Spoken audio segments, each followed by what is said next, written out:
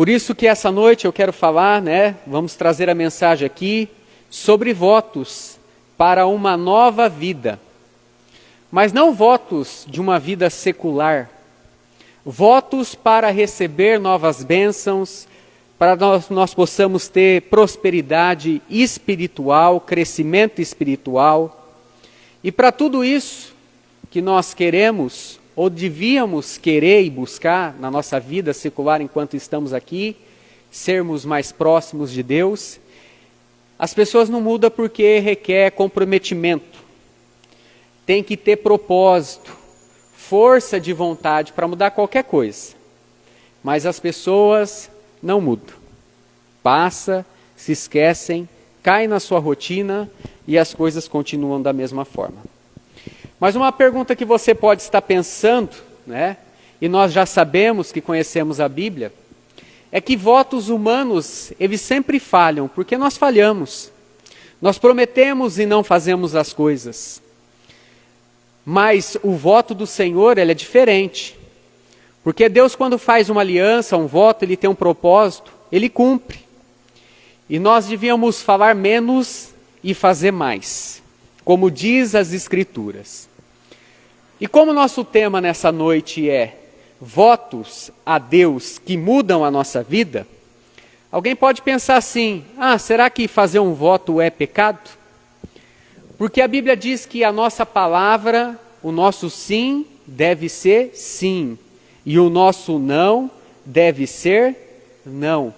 Apenas uma palavra que sai da nossa boca deveria servir. Muitas pessoas lançam palavras de qualquer forma, ao vento. Às vezes a pessoa nem pensa para falar as coisas. Quantas pessoas que se arrependem daquilo que tem dito ou falado, ou até buscado dentro do seu coração cumprir, depois vi que aquilo não faz sentido nenhum.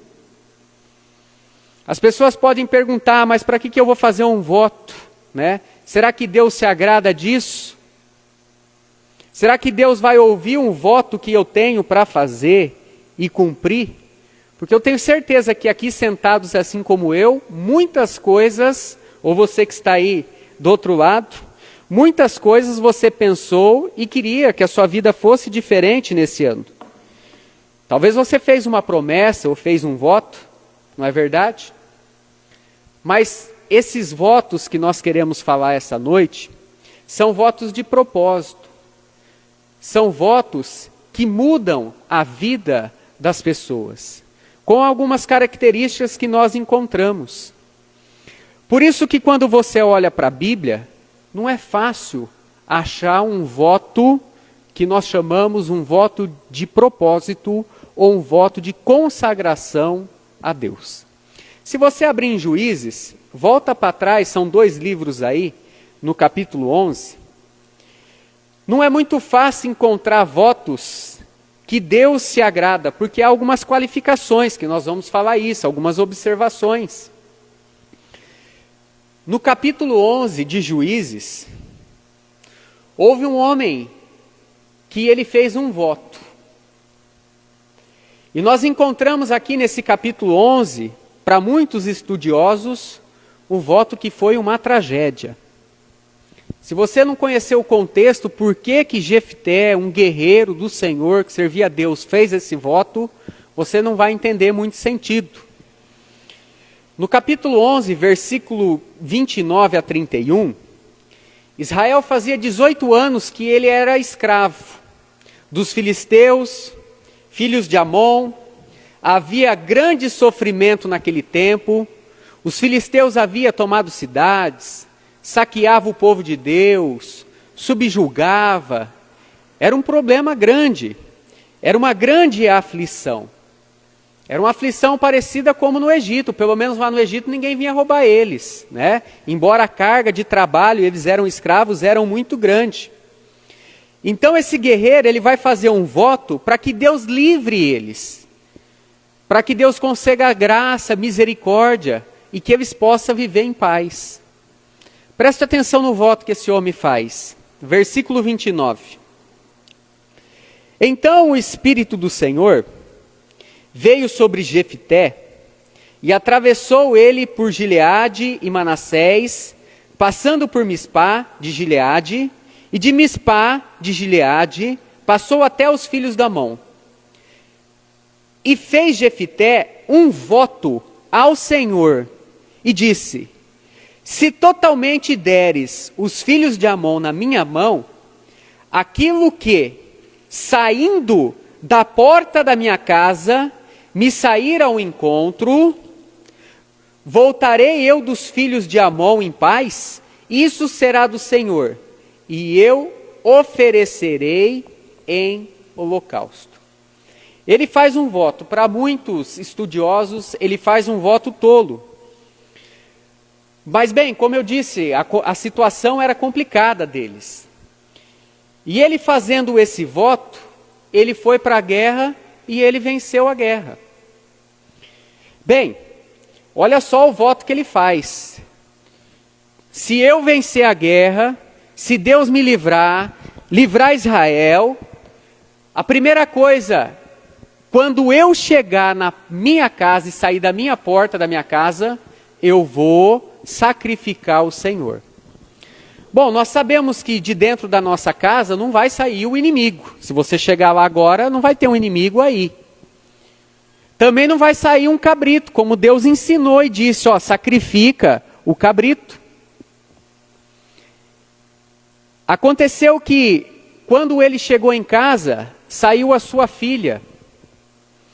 E no versículo 35, ele disse assim com as suas palavras: e aconteceu que, quando o viu, rasgou suas vestes e disse: ah, minha filha minha, muito me abateste.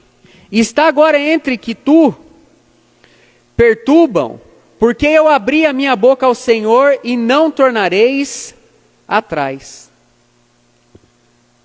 E aí aconteceu que todo ano Israel chorava esse voto que ele fez e esse sacrifício.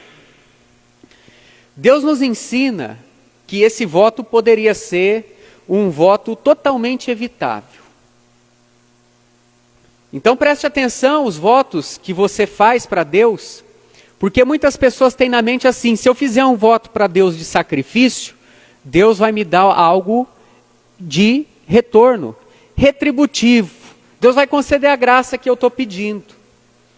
Mas em 1 Samuel, que vai ser o nosso personagem de hoje, no capítulo 15, versículo 22, Deus nos diz assim: misericórdia quero, e não sacrifício.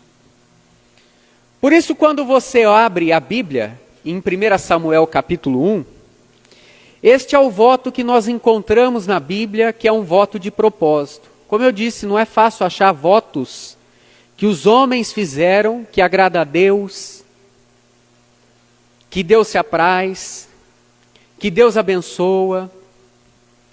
Mas em 1 Samuel nós encontramos uma situação, que nós vamos ler o que está acontecendo aqui, que esse é um voto que Deus se agradou. Versículo 1.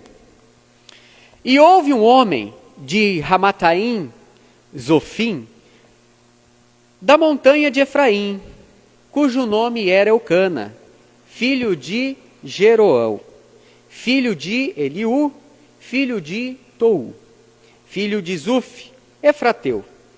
E este tinha duas mulheres, o nome de uma era Ana e o nome de outra era Penina. E Penina tinha filhos, porém Ana não os tinha. Subia, pois, este homem da sua cidade de ano em ano. Olha só a fidelidade dessa casa e deste homem. E adorar e sacrificar ao Senhor dos exércitos em Siló. E estava ali os sacerdotes do Senhor, Ofni e Ofinéia, filhos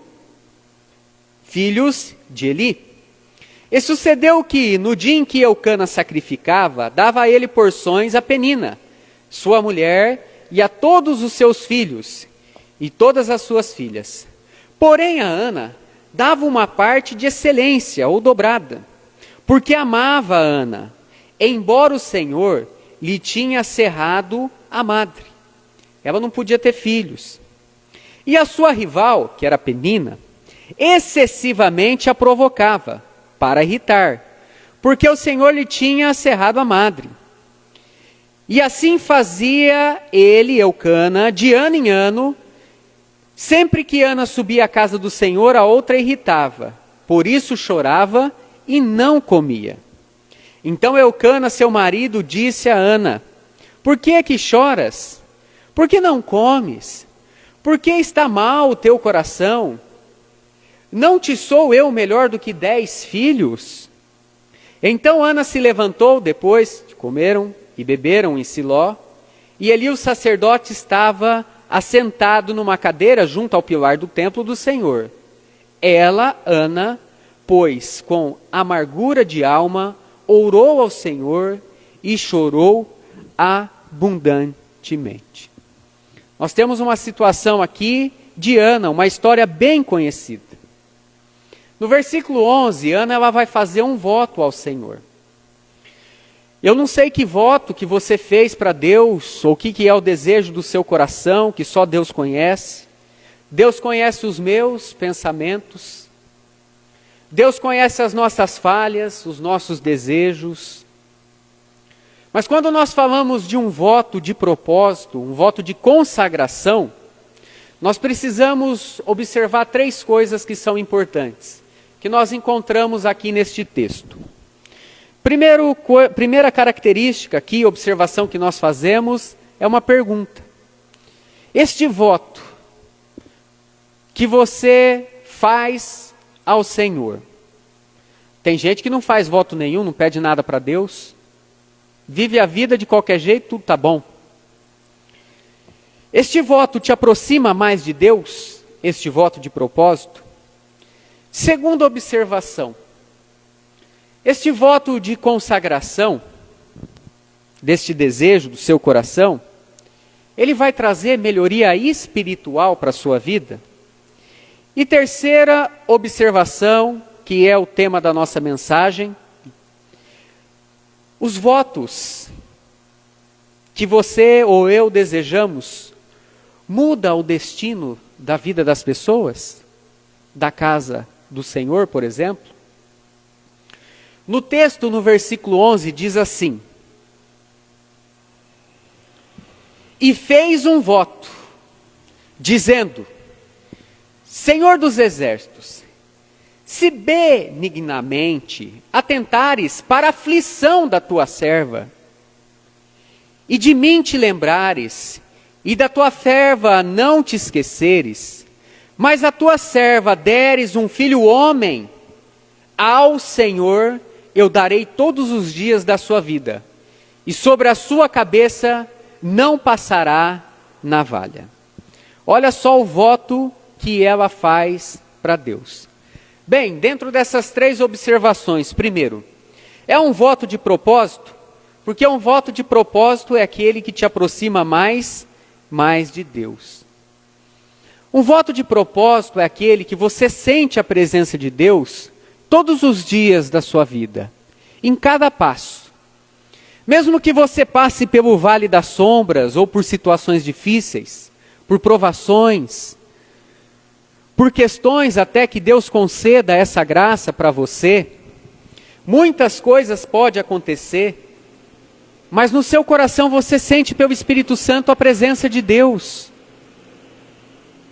Se esse voto, aquilo que você busca, que você tem como tesouro, que você quer buscar, é para te aproximar mais para Deus, este é um voto bíblico, como o voto de Ana, um voto de propósito. Ah, mas Ana ela está fazendo um pedido para ela? É verdade. Mas Ana ela não está simplesmente barganhando com Deus, porque ela poderia nem ter subido para o templo. A Bíblia diz que eles subiam de ano em ano, então ela amava o Senhor. Ela faz um voto aqui, nós escolhemos esse texto aqui, porque ela sente também a necessidade da casa de Deus. Ela sente, ela sabe o que acontece com o povo de Deus pela aflição. Não está muito diferente aqui do tempo de Juízes, no tempo de Eli.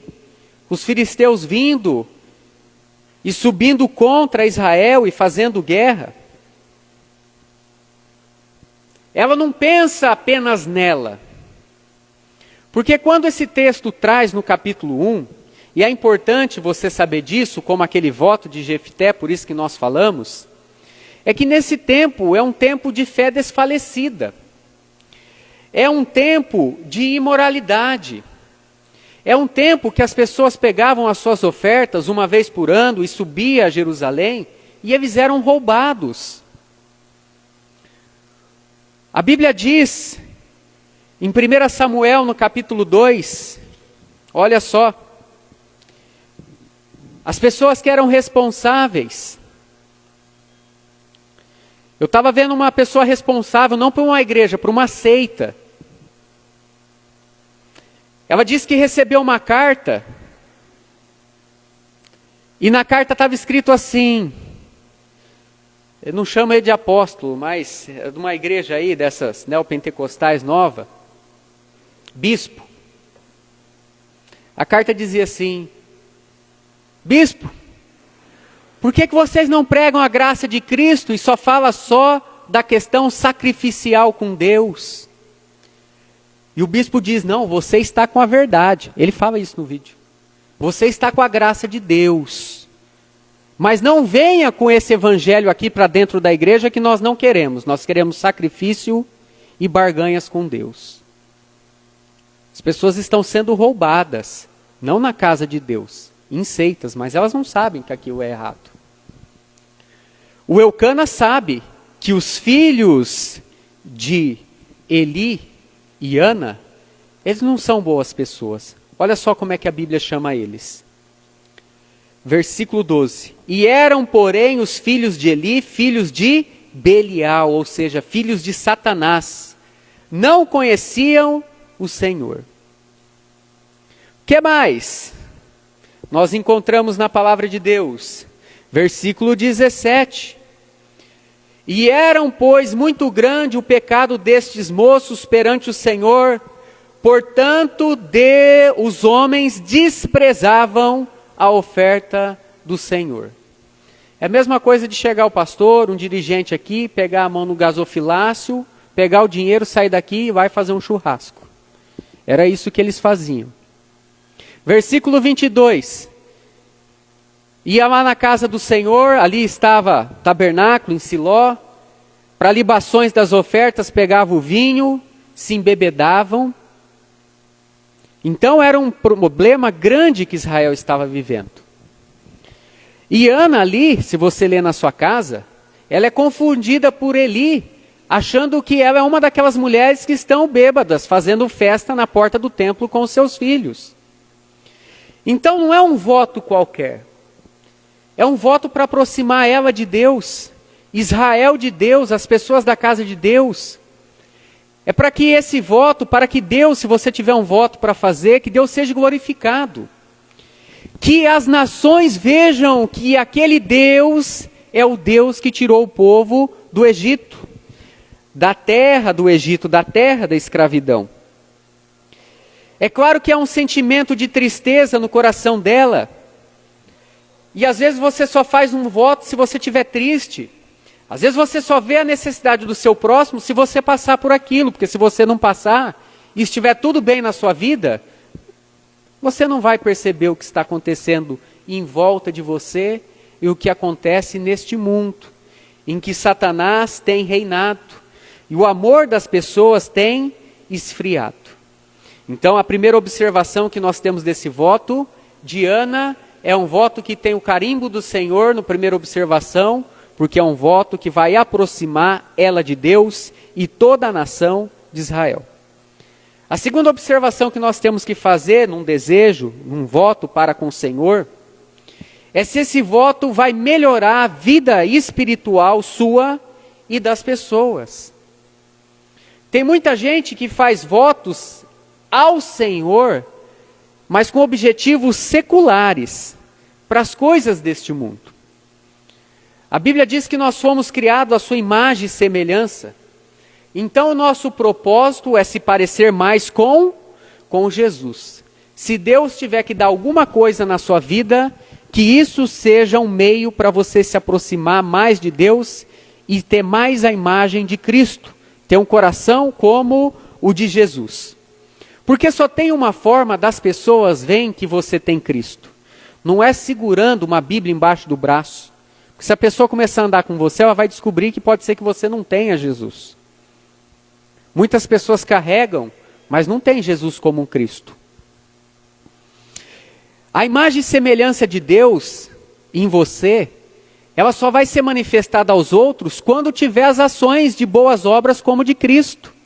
Aí as pessoas vão testemunhar, este de fato é um verdadeiro filho de Deus. Como Jesus viu Natanael e disse, eis aqui um verdadeiro israelita. Porque até então, se os votos forem para melhorar as condições que não sejam espirituais, isso não é uma coisa que Deus está preocupado na sua vida, nem na minha vida. Mas também é fato que nós não estamos dizendo aqui que querer melhorar de vida é pecado. Não. Desde que isso não atrapalhe a sua vida com Deus. Muitas pessoas, quando conquistam certas coisas na vida, elas se esquecem de Deus. A primeira coisa é não ter mais tempo para Deus. Ela está sempre ocupada com outras coisas e não é mais prioridade a sua comunhão com Deus, é o primeiro ponto. Porque só há o esfriamento espiritual quando nós nos desligamos de Deus. Né? Quando uma pessoa não quer vir para a casa de Deus, quando a pessoa não sente mais no coração de ajudar o próximo, é porque na verdade o relacionamento dela já foi esfriado com Deus. E aí começa a entrar o pecado. Então o seu pedido é para uma melhora secular ou para uma melhora espiritual?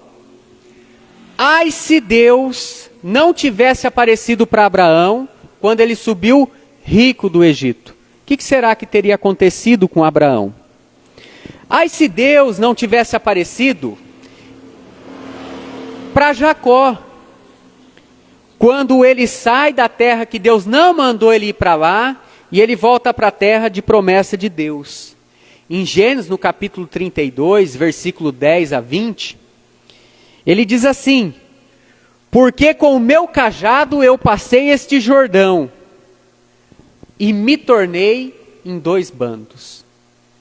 É claro que parte anterior do versículo ele lembra de Deus, mas se Deus não tivesse aparecido para ele, se não tivesse uma aflição ali de coração, em que seu irmão queria subir contra ele, ele acreditava que o Esaú fosse matar ele, se Deus não tivesse aparecido para ele, será que ele teria apenas melhorado de vida e esquecido do Senhor? Assim é a nossa vida. Então é melhor que Deus não dê aquela coisa para você. Jesus disse, se for para você pecar, então é melhor você arrancar sua mão, seu olho, melhor do que pecar. Então a primeira observação, hoje o nosso tema é votos a Deus que mudam a nossa vida. Primeira observação é se esse voto te aproxima de Deus, esse voto de propósito, se melhora a sua vida espiritual. E terceira observação no voto de Ana e no cumprimento por Deus por parte dessa oração. É o voto que muda o destino das pessoas. Isso é uma coisa que nós encontramos e o próprio destino de Israel foi mudado. Até então nós lemos Juízes, nós lemos Eli, o penúltimo juiz, tá? Porque esse tempo de juízes, que nós temos alguns juízes, que são pessoas como reis que Deus levantou para livrar o povo, o Eli é o penúltimo. O último juiz é o Samuel. Depois o povo vai pedir um rei para eles. E quando Ana faz esse voto, ela diz assim no versículo 11, mas se atentares a tua serva e deres um filho homem, ao Senhor darei todos os dias da sua vida, e sobre ele, sobre a sua cabeça, não passará navalha. Isso aqui é uma consagração de uma criança. Nazireu. Assim como foi a vida, ou deveria ter sido a vida de Sansão. Ela faz esse voto para o Senhor.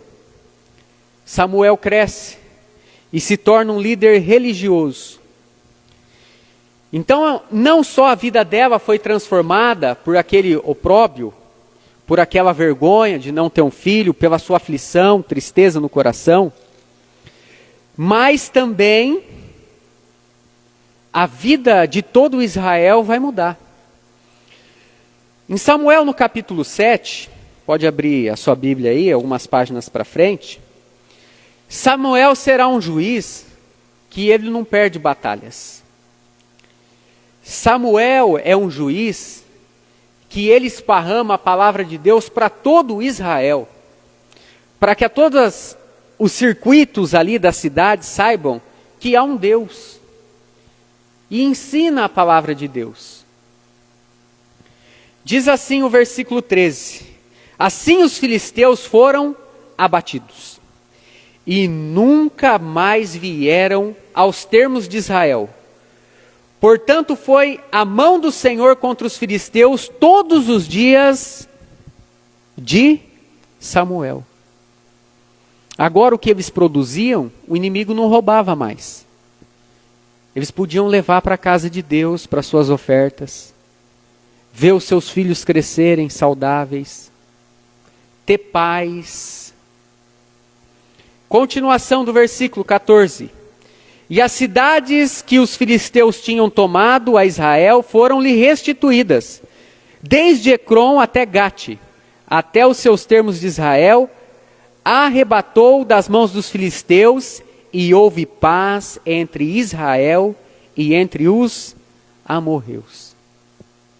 E para manter a paz, o que tem que fazer? Guerra? Armas? Oprimir o inimigo? Não, versículo 15. E Samuel julgou a Israel todos os dias da sua vida, e ia de ano em ano e rodeava Betel, e a Gilgal, e a Mispá, e julgava Israel em todos aqueles lugares. Porém voltava a Ramá, porque ali edificou uma casa, e ali julgava Israel, e edificou um altar ao Senhor. Por onde ele passava, ele julgava e ensinava a palavra de Deus. Por isso, um voto bíblico não é fácil de achar na palavra de Deus. Agora, a pessoa pode fazer um voto, porque na nossa parte aqui do estudo, a segunda parte, é o que leva uma pessoa a fazer um voto e cumprir. O Pedro fez um voto: Senhor, eu vou contigo. Né? O que aconteceu quando o galo cantou 3 vezes? Ele negou a Jesus. Agora, o que leva uma pessoa a fazer um voto? Né? Conhecer a história de Ana, está aqui, Deus se agrada, não é pecado um voto de propósito, Deus ouve, Deus realiza, mas o que leva uma pessoa a fazer um voto? E cumprir esse voto? Olha só, será que esse voto de Ana, ou o voto que você tem no coração, né, ou alguma coisa que você queira fazer, é o motivo, um descontentamento? É uma inveja? É alguma coisa que o ímpio tem e você não tem? É uma insatisfação? Ou será que é como Ana? Será que foi uma tristeza ou é uma tristeza? Ou será que é uma incapacidade? Ou você sente que a sua vida espiritual, a da sua família, poderia ser melhor? A casa de Deus poderia servir mais? Qual que é o motivo que leva uma pessoa a fazer um voto? Olha, se tem uma qualidade que o verdadeiro cristão ele tem, é reconhecer as suas falhas e saber que ele sempre pode fazer mais. Um verdadeiro cristão tem isso em mente, a todo momento. Recolher as suas falhas e saber que ele pode ser a cada dia melhor para o Senhor. Não pense em agradar os outros, mas pense em agradar a Deus, fazer o que é certo para Deus. Foi isso que Ana fez. Agora, como nós falamos, é claro, quando nós temos um problema, quando há um sentimento de tristeza, quando nós sentimos empatia pelas pessoas, pela dor, pela tristeza, um incômodo, aí nós passamos a perceber mais as coisas que estão em volta de nós. Por que a Bíblia ensina, Jesus fala sobre jejuar para orar. Por quê? Se você começa a orar jejuando, vai chegar um momento que você vai sentir a sua fraqueza, as suas limitações, a sua incapacidade. Se os discípulos de Jesus tivessem feito isso, eles não tinham acusado o cego de ter feito ou que faria, ou os pais, algum pecado. Senhor, quem pecou para que este nascesse cego? Ele ou seus pais? Olha quanta bobagem a gente fala, sem olhar para Deus e para o próximo. Aí vem uma pergunta para nós. E se Ana não tivesse filhos, será que ela teria feito esse voto também? Será que se você não passasse o que você passou até este momento, porque o Samuel diz, Ebenezer, até aqui o Senhor tem nos ajudado, mas será que se você não tivesse passado, ou tem passado por aquilo que você passa, que Deus conhece, será que você também não teria se pegado mais a Deus? Ou estaria disposto de fazer um voto de propósito para o Senhor? Será que Ana teria entregado seu filho para Deus? O salmista diz assim, não temerei mal algum. Por que ele diz isso? É porque as coisas estão boas? Não, muito pelo contrário. É porque ele vai passar pelo vale da sombra. O profeta Abacuque diz, ainda que a figueira não floresça, não haja vacas malhadas no campo, que minta o fruto da oliveira, que não haja uvas na videira, mesmo assim eu me alegrarei no Senhor. O salmista não teme mal algum, não é porque está bem, justamente pelo contrário. É porque ele consegue enxergar a sua fraqueza, a sua incapacidade de resolução, a sua falta de poder resolver as coisas. A fraqueza que é revelada, o apóstolo Paulo fala sobre isso. Então, quando você tem uma intenção no seu coração, bíblica, leve a Deus. Os votos de propósito revelam o coração do crente.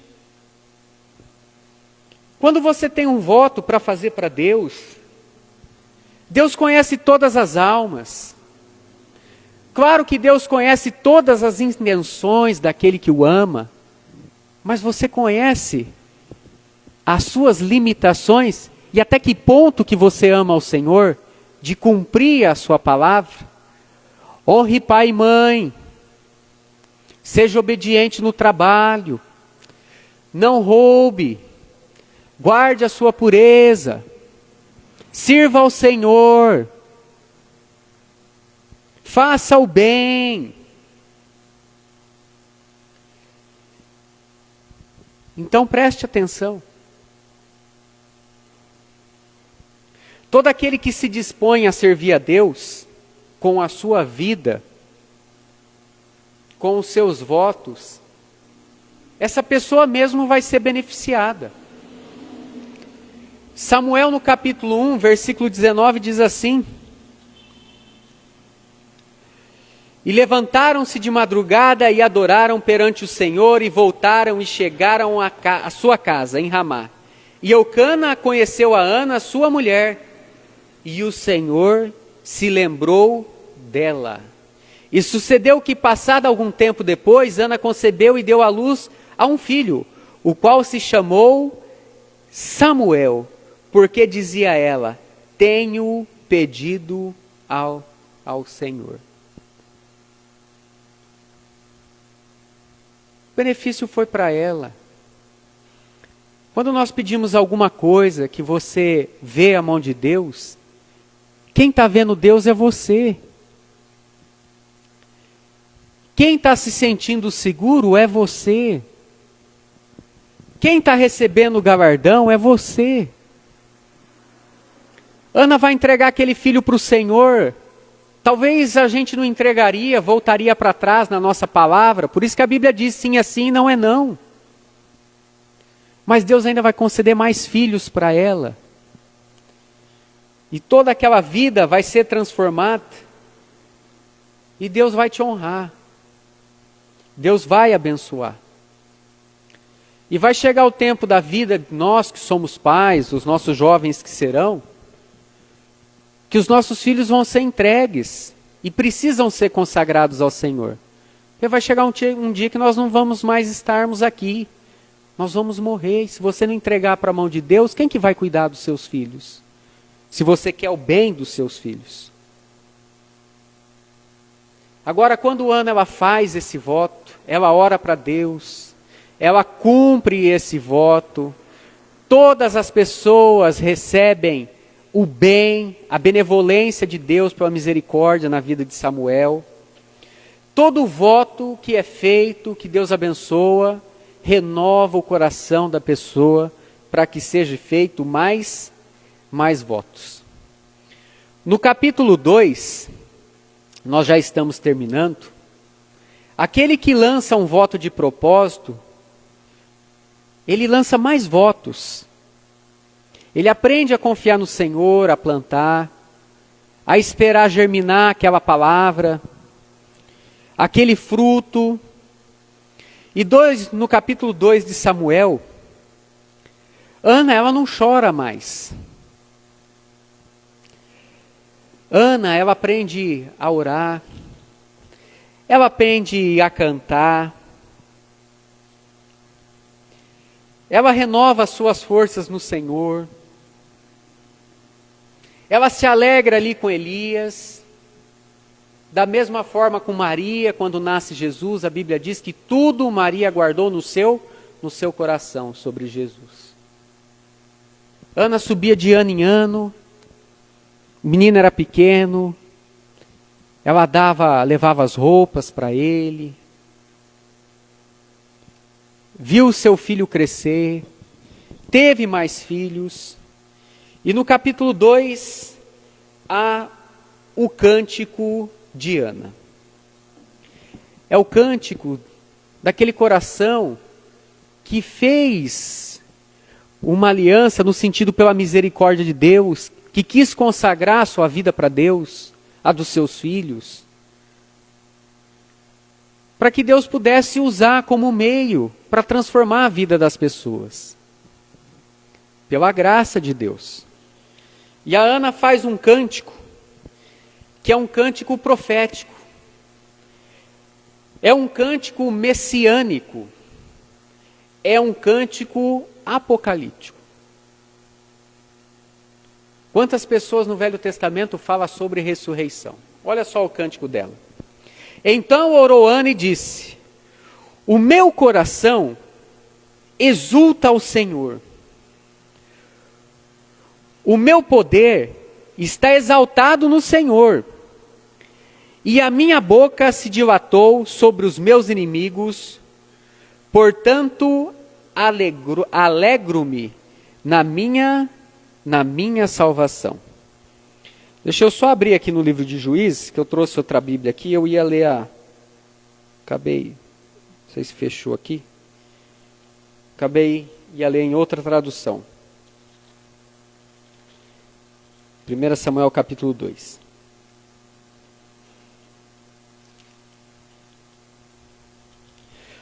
Versículo 1. O Senhor Deus encheu o meu coração de alegria, por causa do que fez. Eu ando de cabeça erguida, estou rindo dos meus inimigos, e me sinto feliz, pois Deus me ajudou. Ninguém é santo como o Senhor. Não existe outro Deus além dele, e não há nenhum protetor como o nosso Deus. Consagre a sua vida para Deus, que você vai sentir a mesma coisa. Versículo 3. Não fique contando vantagens, e não digam mais palavras orgulhosas, pois o Senhor é Deus, que conhece e julga tudo o que as pessoas fazem. Os arcos dos soldados fortes são quebrados. mas os soldados fracos se tornam fortes.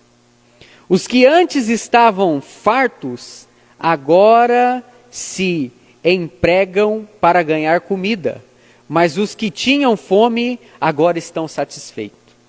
A mulher que não tinha filhos deu à luz a 7 filhos, mas a que possuía muitos filhos ficou sem nenhum. A nossa vida é assim, nós não sabemos o dia de amanhã. Por isso, não é melhora de vida secular, é melhora de vida espiritual. O Senhor Deus é o que tira a vida e a quem dá. Ele é aquele que manda a pessoa para o mundo dos mortos ou a sepultura e faz voltar de lá. Ressurreição. Ele faz com que alguns fiquem pobres e outros ricos. Rebaixe uns e eleve outros. Deus levanta os pobres do pó e tira da misericórdia tira da miséria os necessitados. Ele faz com que os pobres sejam companheiros dos príncipes e os põe em lugar de honra. Os alicerces da terra são de Deus, o Senhor. Ele construiu o mundo sobre ele. Versículo 9. Os pés dos seus santos guardará, porém os ímpios ficarão mudos em trevas, porque o homem não prevalecerá pela força. Os que contendem com o Senhor serão quebrantados, desde os céus trovejará sobre eles. O Senhor julgará as extremidades da terra e dará forças ao seu rei, e exaltará o poder do seu ungido. Então Eucana foi a Ramá, sua casa, porém o menino ficou servindo ao Senhor perante o profeta Eli. É um cântico, meus irmãos, que envolve, como eu disse, a confissão de Deus Criador, a confissão de que todas as coisas é de Deus, o mundo inteiro, seu reino.